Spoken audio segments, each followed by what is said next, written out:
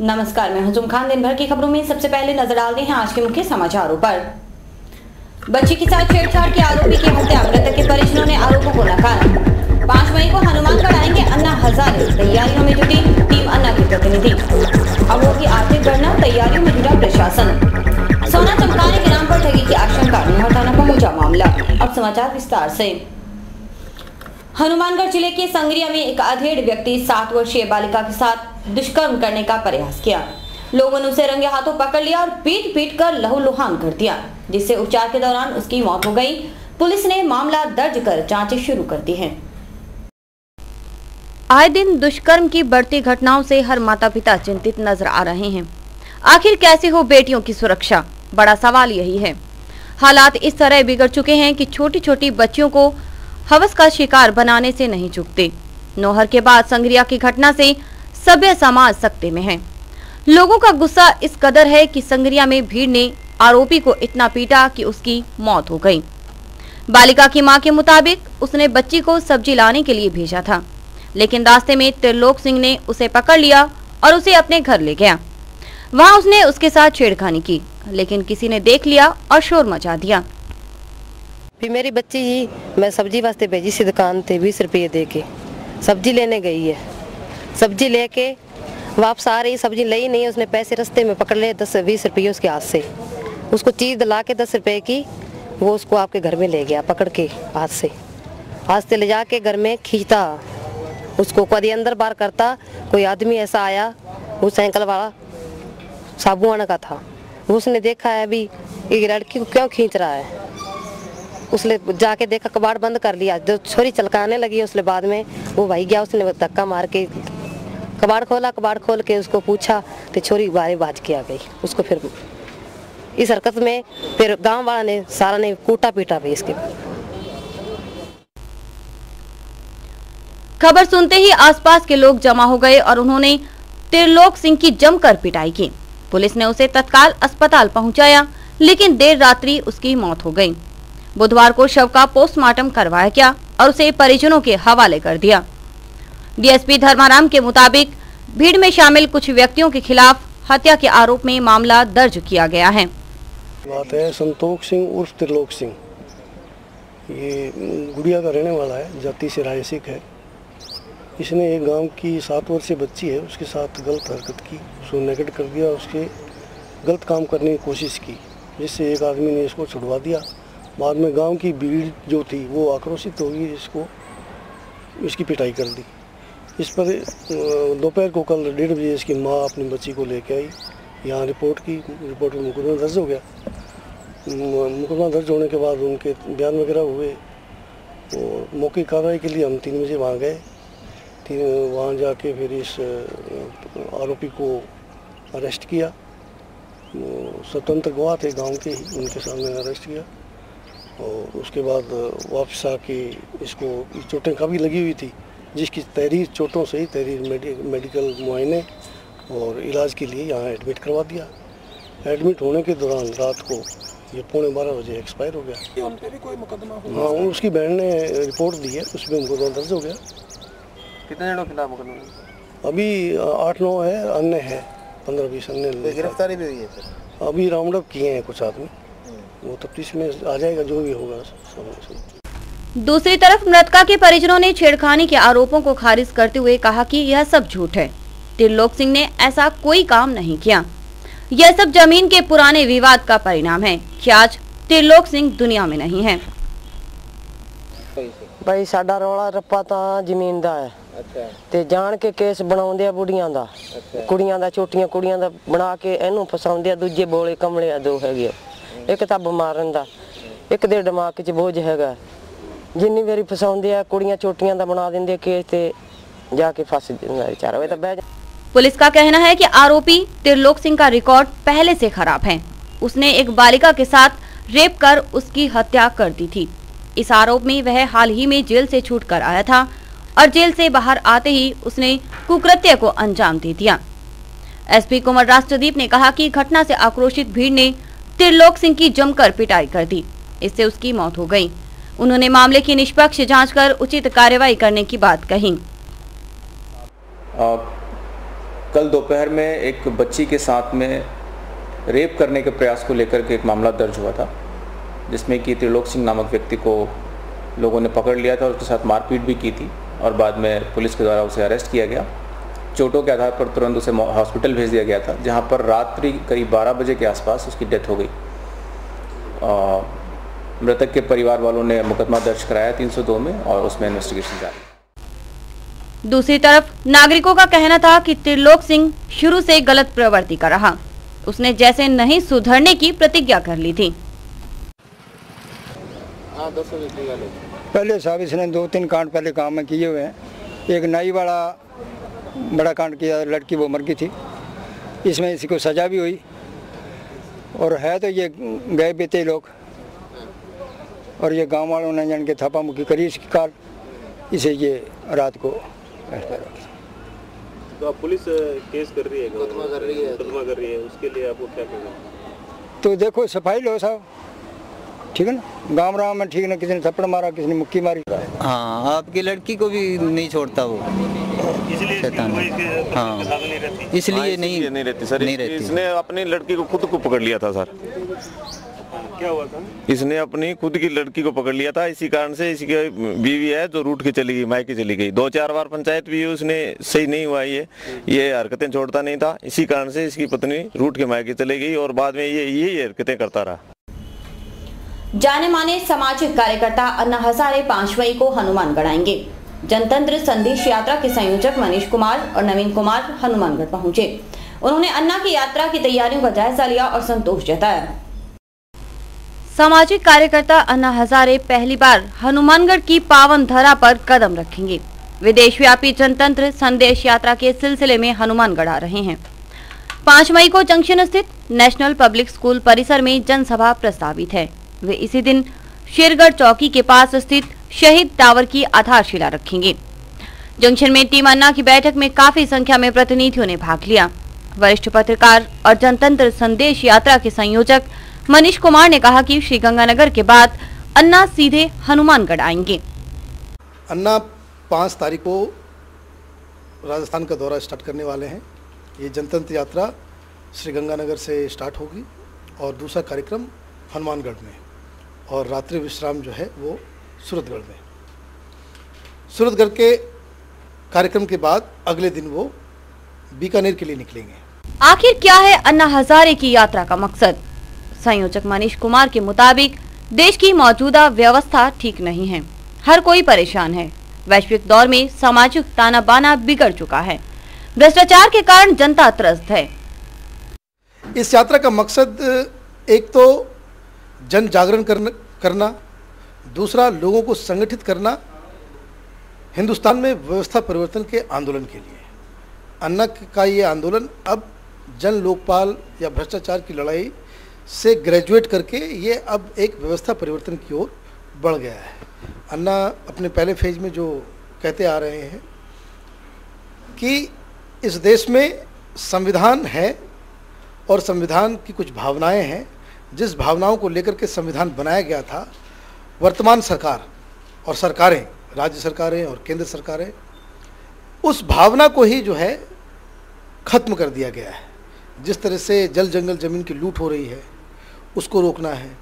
युवाओं के भविष्य का सवाल है, किसानों की समस्या है, मजदूरों की समस्या है, और जो हिंदुस्तान को एक वर्ल्ड लेवल पे हमें लेकर के जाना है, उसके लिए बहुत ज़रूरी है कि किस तरीके से गवर्नेंस में आम लोगों का पार्टिसिपेशन हो। अन्ना का जो मॉडल है बहुत ही क्लियर है कि हिंदुस्तान में जो लोकल गवर्नेंस है, जो ग्राम सभा है, उसके पास लोकसभा जैसी पावर होनी चाहिए कि वो अपने इलाके में अपने मन मुताबिक प्लान कर सके, योजनाएं बना सके और उसको एग्जीक्यूट कर सके, और जिसके पूरे एग्जीक्यूशन में आम लोगों की हिस्सेदारी। देश भर में अब मिले रिस्पांस से टीम अन्ना उत्साहित है। संयोजक मनीष कुमार के मुताबिक हरियाणा, पंजाब और देहरादून आदि में जिस तरह अन्ना समर्थकों ने उत्साह दिखाया, काबिले तारीफ है। लोग अन्ना को देखना, सुनना ही नहीं बल्कि दर्शन करने आते हैं। युवाओं की तरफ से बहुत अच्छा रिस्पांस मिला है, खास करके पंजाब में हरियाणा में और देहरादून में गांव में लोग जो है छोटी छोटी जगहों पे लोग 11-11 बजे रात तक इंतज़ार करते हैं अन्ना के आने का, और अन्ना उन्हें निराश भी नहीं करते। हर जगह रुकते हैं, हर जगह भाषण देते हैं, लोगों को धन्यवाद देते हैं और आगे की लड़ाई के लिए जो है उत्साहित करते हैं। तो ये जो एज ए व्यूअर ऑल्सो मैं साथ साथ में रहता हूँ कि लोग अन्ना को देखने नहीं, सुनने नहीं, लोग अन्ना का दर्शन करने आते हैं।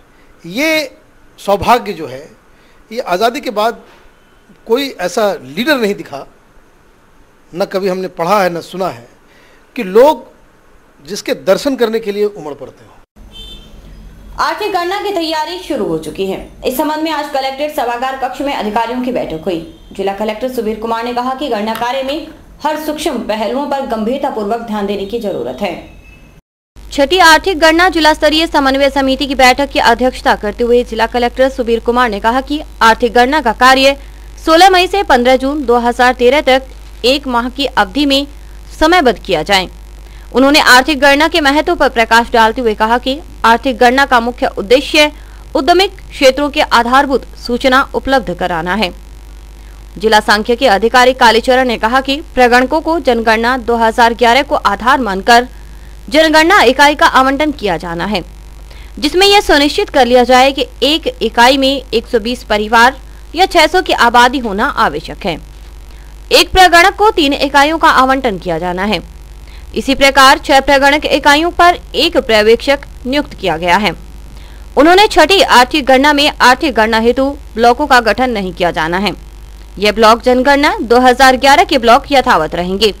बैठक में जिला परिषद के मुख्य कार्यकारी अधिकारी सुदर्शन भयाना सहित काफी संख्या में अधिकारीगण मौजूद थे। समाचार अभी और भी देखते रहिए दिन भर की खबरें।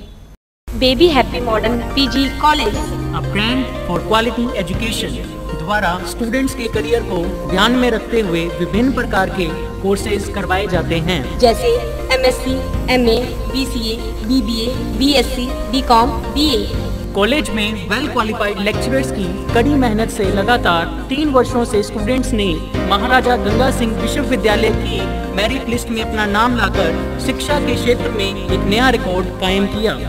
हाय, आई एम नूरजहां। मैं बीबीए की स्टूडेंट हूं। मैंने बीबीए फर्स्ट ईयर में यूनिवर्सिटी में 3rd रैंक प्राप्त किया था। इसका सारा श्रेय मैं अपने मैनेजमेंट और स्टाफ को देना चाहूँगी, जिन्होंने यहाँ पर मुझे इतनी अच्छी फैसिलिटीज़ प्रोवाइड करवा। Simranjeet Kaur, first year, I scored 80% marks and for this I would like to thank for Baby Happy Modern PG College. The environment of this college is very learning and I have learned a lot of during these 2 years. College में corporate world की आवश्यकताओं को ध्यान में रखते हुए समय समय पर करियर गाइडेंस सेमिनार्स और वोकेशनल कोर्सेज आयोजित किए जाते हैं। महाविद्यालय में library, labs, wifi, playground, canteen, transport आदि फैसिलिटीज प्रोवाइड की जाती है। संस्था का उद्देश्य स्टूडेंट्स को एकेडमिक्स के साथ साथ एक्स्ट्रा करिकुलम एक्टिविटीज जैसे कल्चरल, स्पोर्ट्स आदि में संपन्न बनाना है। हमारे यहाँ पर आपको आकर्षक कीमतों पर 32 इंच LED, LCD टीवी उपलब्ध हैं। डीजी वर्ल्ड के शोरूम पर आपको आकर्षक brand Videocon, Sansui, Kelvinator, Electrolux, Philips, Panasonic, Kenstar आदि के होम एप्लायंसेस मिलेंगे। यहाँ पर LED, LCD TV, AC, refrigerator, washing machine, microwave, water heater आदि इलेक्ट्रॉनिक सामान आकर्षक कीमतों पर एक ही छत के नीचे मिलेंगे। मैं Deepak Bansal radio corporation, Bansal electro power, DG world, Hanumangarh. हमने ये कामना की थी कि हम वर्ल्ड कप जीतेंगे, वो वर्ल्ड कप हम जीत चुके हैं। और मैं आपसे ये निवेदन करता हूँ कि जिले का सर्वप्रथम डीजी वर्ल्ड पर हर बढ़िया से बढ़िया वर्ल्ड की कंपनियाँ जो AC, LCD और वॉशिंग मशीनें, माइक्रो ओवन, होम अप्लाइंस जो भी रखते हैं, आप हमें सेवा का मौका देवें उचित मूल्य पर और फुल गारंटी पर आपको इलेक्ट्रॉनिक्स उत्पादन यहाँ प्राप्त होंगे। जय हिंद, वंदे मातरम। संपर्क करें DG world, town junction road, Vijay cinema के सामने, हनुमानगढ़ टाउन।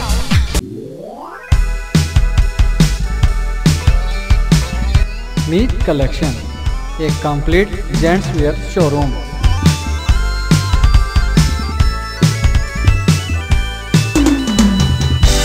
जहां पर आपको जेंट्स वियर में रेडीमेड गारमेंट्स, इंपोर्टेड शूज, चप्पल आदि की भरपूर वैरायटी मिलेगी। वैरायटी ऐसी जो आपको देखते ही मन भा जाए, रेट ऐसे जो आपको पसंद आ जाए। यदि आप कम कीमत में अच्छी वैरायटी खरीदना चाहते हैं तो तुरंत संपर्क करें। हमारा पता है मीत कलेक्शन, खोसा कॉम्प्लेक्स, नज़दीक श्री राम मार्केट, हनुमानगढ़ जंक्शन।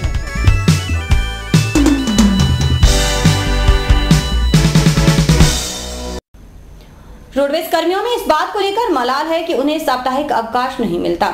इससे वे परिवार और रिश्तेदारी से कटने लगे हैं। उन्होंने आगार परिसर में धरना लगाया और सरकार विरोधी नारेबाजी की। रोडवेज आगार परिसर में रोडवेज कर्मियों ने धरना लगाया। उन्होंने कर्मचारियों की कम संख्या पर रोष जताया और स्टाफ की नियुक्ति करने की मांग दोहराई। कर्मचारियों का कहना था कि समुचित स्टाफ नहीं होने से रोडवेज में चालकों और परिचालकों को काफी परेशानी हो रही है। आलम यह है कि उन्हें साप्ताहिक अवकाश तक नहीं मिलता। सभी बसों का संचालन भी संभव नहीं हो पा रहा है। आज हमें कम से कम 50 कर्मचारियों की और जरूरत है, लेकिन यहाँ से जो पहले 10 कर्मचारी जो हमारे कनेक्टर थे वो यहाँ से ट्रांसफर कर दिए गए। आज भी रोडवे की गाड़ियाँ क्रेलमेंट हो रही हैं, लेकिन हमारी बावजूद मांग करने के बावजूद इससे पूर्व में लिख के दिया जाए, उसके बावजूद ही उस मांग पर प्रशासन द्वारा कोई गौर नहीं किया गया। निर्मूल रवैया अपनाया जा रहा है। हमारी प्रशासन से मांग है कि जो कर्मचारियों के रियायत मांगे हैं उनके ऊपर निगम प्रशासन बात करे और जो हमारा मांग है उस मांग को पूरी करे। समय रहते हुए हमारी मांगों को पूरा नहीं करता तो उसके लिए हमारे जो आज BMS और C2 संगठन दोनों इस धरने में आज शामिल हैं। इस धरने को आगे लंबा किया जाएगा। मंत्रालय कर्मचारियों ने आधे दिन का अवकाश रखा और कामकाज का बहिष्कार किया। इससे दोपहर बाद काम करवाने पहुंचे लोगों को निराश लौटना पड़ा। कर्मचारियों ने सरकार के खिलाफ जमकर नारेबाजी की। राज्य सरकार की भेदभावपूर्ण नीतियों के विरोध में आज जिला मुख्यालय पर मंत्रालय कर्मचारी आधे दिन के सामूहिक अवकाश पर रहे। विभिन्न कर्मचारी संगठनों की बैठक में कर्मचारी संगठनों ने गुरुवार से 25 अप्रैल तक आधे दिन का सामूहिक अवकाश लेने का निर्णय लिया था। कर्मचारी नेता बृजमोहन सोखल ने कहा कि अगर कर्मचारियों की मांगों पर गौर नहीं किया गया तो 26 अप्रैल को सभी कर्मचारी पूरे दिन सामूहिक अवकाश पर रहेंगे। कर्मचारियों द्वारा आधे दिन का सामूहिक अवकाश लेने से कार्यालयों में कामकाज काफी प्रभावित हुआ। राज्य सरकार द्वारा भटनागर समिति की सिफारिशें लागू करने पर विद्युत विभाग में कार्यरत तकनीकी कर्मचारी भी नाराज हैं। तकनीकी कर्मचारी एसोसिएशन के जिलाध्यक्ष ने कहा कि राज्य सरकार को ज्ञापन व धरनों की भाषा समझ में नहीं आती, इसलिए कर्मचारी अपनी मांगों की पूर्ति के लिए कार्य बहिष्कार का रास्ता अपनाएंगे।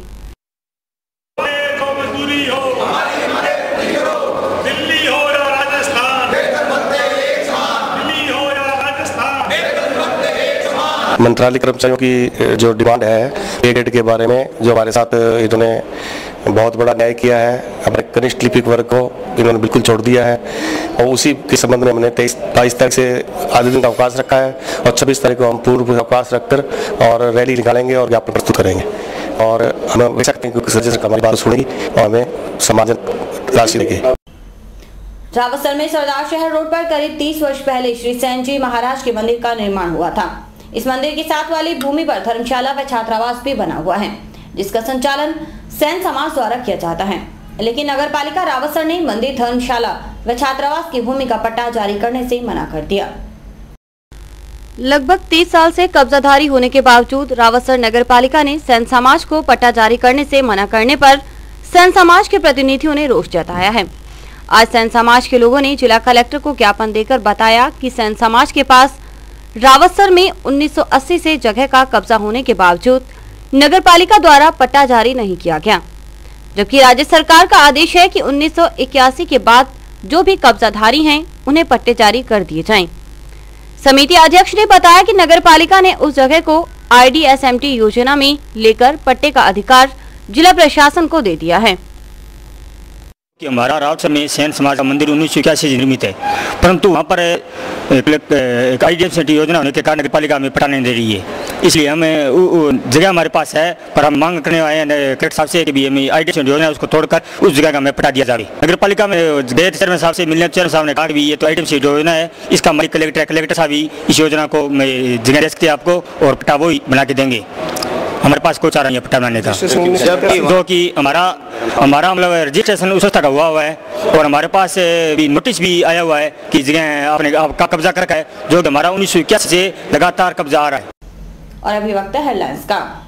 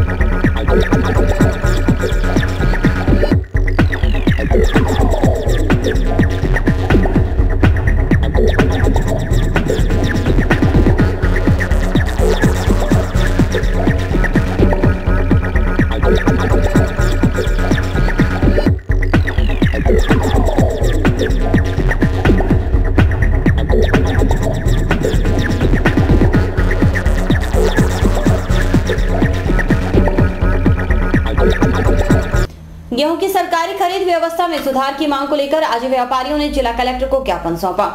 ज्ञापन में व्यापारियों ने कहा कि गेहूं खरीद व्यवस्था सही नहीं होने से किसानों को काफी दिक्कत आ रही है। जिले की मंडियों में गेहूं की आवक तो लगातार बढ़ रही है, लेकिन खरीद व्यवस्था सही नहीं होने से किसानों को अपना गेहूं बेचने के लिए कई दिन मंडियों में बिताने पड़ते हैं। किसानों की पीड़ा को देखते हुए आज संगरिया के व्यापारियों ने जिला कलेक्टर से मिलकर गिरदावरी पर्ची पर खरीद व्यवस्था शुरू करवाने की मांग की। जिला कलेक्टर सुबीर कुमार ने व्यापारियों को आश्वासन दिया कि वे एफसीआई अधिकारियों से वार्ता कर गेहूं खरीद व्यवस्था में सुधार करवा देंगे। गेहूं की गिरदावरी या गिरदावरी पर्ची देने से किसान को फायदा होगा, क्योंकि कुछ पटवारी गिरदावरी पर्ची नहीं दे रहे हैं। गिरदावरी लेने से उसको सारे खाते की नकल लेनी पड़ती है। गिरदावरी पर्ची पटवारी देख गिरदावरी एक पीली पर्ची देता है, उससे उसे जाना नहीं पड़ता कहीं, गिरदावरी पर्ची तुरंत देख के अब सेवा तुरंत खरीद लेगा। दूसरा, हमने गिरदावरी पर्ची देने के लिए पटवारी को पाबंद करने पर माननीय जिला कलेक्टर महोदय से निवेदन किया कि उनको दे, कुछ पटवारी दे रहे हैं तो अब सेवा वाले मान रहे हैं। कलेक्टर साहब ने कहा है कि हम उनको बुला के पूरा करेंगे। महोदय के स्पष्ट आदेश हैं कि पीली पर्ची काश्तकारों को दी जाए, उसके बावजूद भी उन्हें पीली पर्ची नहीं मिल रही है, यह बिल्कुल गलत है। आज जिला कलेक्टर महोदय से हमने इस बात की शिकायत की है और उन्होंने इस बात को गंभीरता से लिया है और पीली पर्ची जिन पटवारियों ने दी है उन पर्चियों को एफसीआई के अधिकारी मानने से इनकार कर रहे हैं। यह भी गंभीर मुद्दा है जो हमने जिला कलेक्टर महोदय के आगे उठाया है। जिला कलेक्टर महोदय ने अभी एफसीआई के डीएम को बुलवाया है और हमें उनके साथ मीटिंग करवाएंगे जिसमें इन मुद्दों का हल निकल आएगा, हमें विश्वास है। नोहर थाना क्षेत्र में सोना चमकाने के नाम पर ठगी करने का गिरोह सक्रिय है। मामला पुलिस तक पहुंचा है। पुलिस मामले की गंभीरता पूर्वक जांच कर रही है। अगर कोई सोना चमकाने के लिए आपके पास आए तो थोड़ा ठहरिए। बगैर जान पहचान के किसी पर भरोसा करना परेशानी का सबब बन सकता है। नोहर क्षेत्र के गांव अरडकी में कुछ ऐसा ही हुआ। वार्ड नंबर 6 में बस स्टैंड के पास सुभाष डुड्डी के घर 2 लोग आए। उन्होंने महिलाओं से कहा कि सोना चमकाना है तो ले आओ। महिलाओं ने जेवर उसके हवाले कर दिए। बताया जाता है कि उन लोगों ने तेजाब युक्त पानी से जेवरों की सफाई की और कहा कि रात में भी सोना यूं ही चमकता रहेगा। अचानक पड़ोस की कुछ महिलाएं आ गई तो संदेह होने पर दोनों चुपके से फरार हो गए। मामला पुलिस थाने तक पहुंचा। हालांकि प्रथम दृष्टया ठगी की बात सामने नहीं आई है। साफ करके देता हूँ, उसने ये सोना और चांदी दिया था वो उसमें से साफ करने के हिसाब से उसने आधे से ज़्यादा निकाल लिया उसमें से।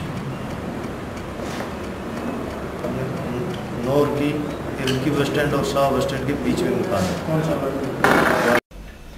तपती धूप भी श्रद्धालुओं के सैलाब को कम नहीं कर पाई। मौका था हनुमानगढ़ टाउन का। मुंडा धाम जाने वालों के मन में गर्मी को लेकर कोई कसक नहीं थी। वे नाचते गाते शोभा यात्रा में शामिल हो रहे थे। यह है बालाजी के भक्तों की टोली। किस तरह नाचते और गाते हुए बढ़ रहे हैं ये श्रद्धालु। सूर्यदेव जैसे धूप के साथ अंगारे बरसा रहे हैं, लेकिन भक्तों की मस्ती ऐसी कि उन पर जैसे कोई असर नहीं। वे वीर बजरंग बली के भजन गाते हुए मुंडा धाम की तरफ बढ़ रहे हैं। मुंडा धाम में बालाजी का विशाल जागरण भी होगा। यह आयोजन हनुमान जयंती के उपलक्ष्य में हो रहा है।